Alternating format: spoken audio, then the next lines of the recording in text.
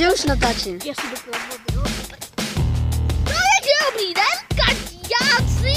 A dneska vás vítám u videa, jak se udělá gól ve fotčusu. Takže máme tady 3 kretéry. Tomáš, tamhle ten nevím, jak se jmenuje, a tamhle ten David. Protože když jsi stádá, to se nevěděl, ale to je jedno. No takže teď se Tomáš snaží dát gól Davidovi, ale moc se mu to nevede.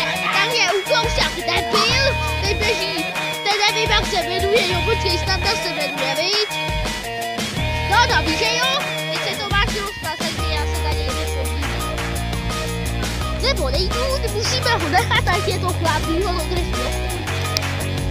No ale teď mě hodí to takhle, tak dejte a uvidíme se u dalšího videa.